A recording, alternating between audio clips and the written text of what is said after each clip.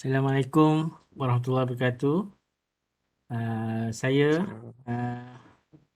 dan kawan-kawan saya akan membentangkan uh, untuk subjek GMGM 3033 iaitu kemahiran perundingan dan tawar-menawar, di mana kepada kami dikehendaki untuk membahaskan tentang rundingan yang betul-betul berlaku. Dan kumpulan kami telah memilih untuk membuat membincangkan tentang rundingan Pulau Batu Putih antara Malaysia dan juga Singapura. Ahli kumpulan kami ialah Muhammad Ismail bin Ahmad, Muhammad Johari bin Ahmad Fauzi, itu saya, Nur Azlinda binti Ishak, Siti Haida binti Mokhtar dan Muhammad Jafri bin Wancet. Mereka akan menerangkan tentang rundingan Pulau Batu Putih antara Malaysia dan Singapura. Saya persilakan. Assalamualaikum warahmatullahi wabarakatuh. Nama saya Muhammad Ismail bin Ahmad, matrik number 266010. Pengenalan ya. Pulau Batu Putih telah menjadi pertikaian antara Malaysia dan Singapura.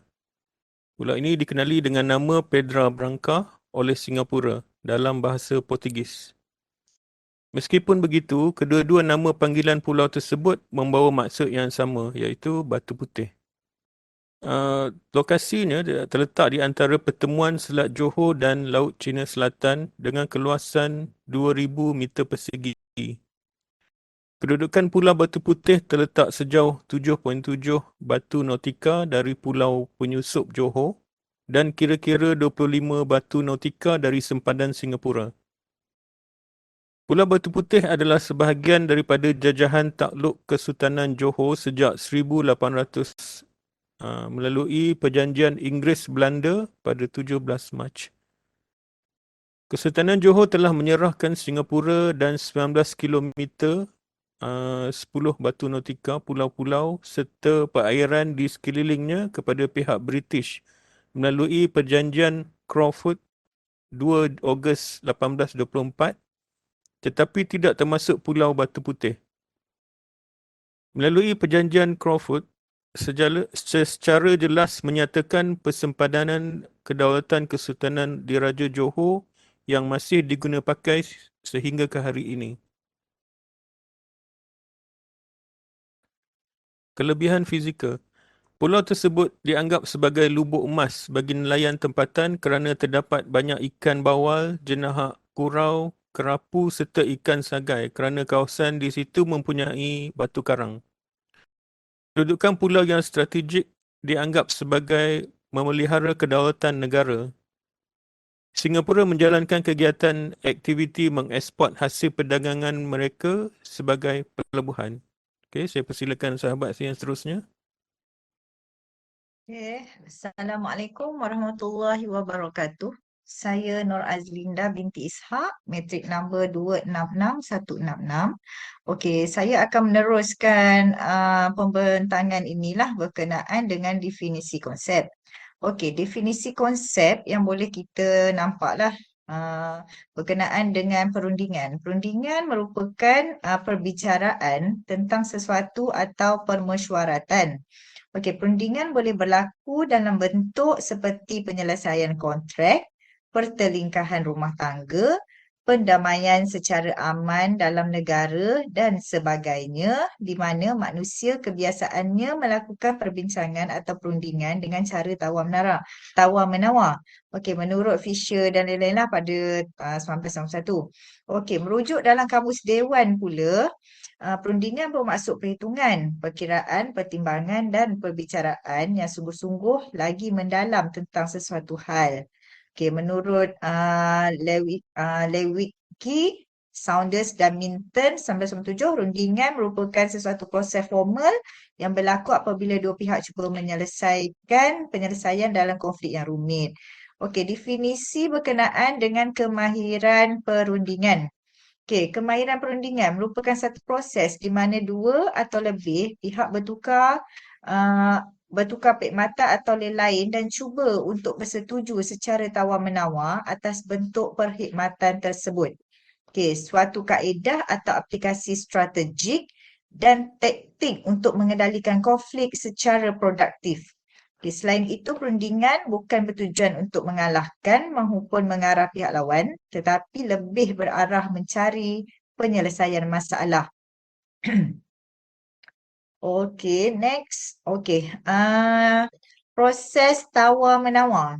Okey, sebenarnya kuasa tawar-menawar ialah konsep yang berkaitan dengan keupayaan relatif pihak-pihak dalam sesuatu keadaan yang mempengaruhi satu sama lain. Okey, ciri-ciri perunding adalah seperti berikut: empati, daya kesabaran, penilaian terhadap limitasi pihak lawan, kebolehan memberi konsesi tanpa menjejaskan kedudukan sendiri, bersikap adil, kebolehan menjangka titik penyelesaian pihak lawan, pendekatan yang inovatif. Okey. Seterusnya saya serahkan pembentangan kepada Encik Muhammad Jafri. Sekian, terima kasih. Saya akan sambung kepada topik rundingan Pulau Batu Putih. Pertikaian mengenai status kedaulatan Pulau Batu Putih mulai tercetus pada tahun 1979 ketika Malaysia menerbitkan peta rasmi yang baru dengan memasukkan Pulau Batu Putih di dalam perairan wilayah Malaysia.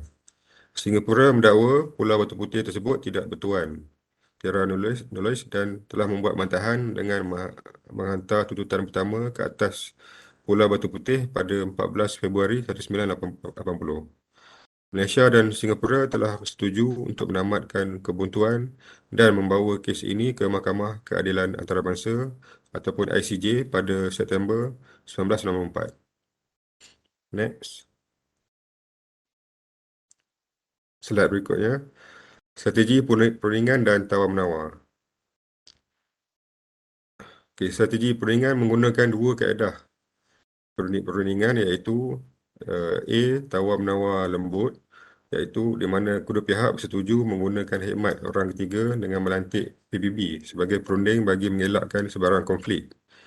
Yang kedua, B. Tawar-menawar keras, menggunakan khidmat kuasa besar luar yang berpengaruh sebagai orang tengah bagi memberikan tekanan antara satu sama lain demi mencapai objektif utama iaitu mendapatkan hak ke atas Pulau Batu Putih.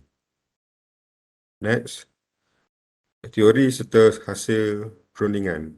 Mahkamah telah menilai kes ini berdasarkan dua perkara iaitu yang pertama, tuntutan Kesultanan Diraja Johor terhadap hak kedaulatan Pulau Batu Putih, Pulau Batuan Tengah dan Pulau Tubir Selatan. Yang kedua, Mahkamah menimbang semula fakta kedudukan perundangan ke atas pulau tersebut selepas 1840-an. Seterusnya, saya serahkan kepada Puan Istiadah untuk penerangan selanjutnya. Terima kasih. Ya, Assalamualaikum. Terima kasih. Terima kasih kepada Cik Jafri. Okay, saya Siti Haida binti Mokhtar. Matric number 266987. Okay, saya akan membentangkan slide yang seterusnya, iaitu berkenaan dengan cabaran dan halangan rundingan rundingan Pulau Batu Putih antara Malaysia dan Singapura, iaitu di mana keputusan mahkamah lebih memihak kepada Singapura. Yang keduanya, persediaan pihak perunding sebelum hadir ke perbicaraan dan gagal menunjukkan bukti yang kukuh. Dan yang ketiga, kecurian dari setiausaha Kerajaan Negeri Johor dalam membuat keputusan tergesa-gesa. Di mana keputusan tergesa-gesa tu dibuat apabila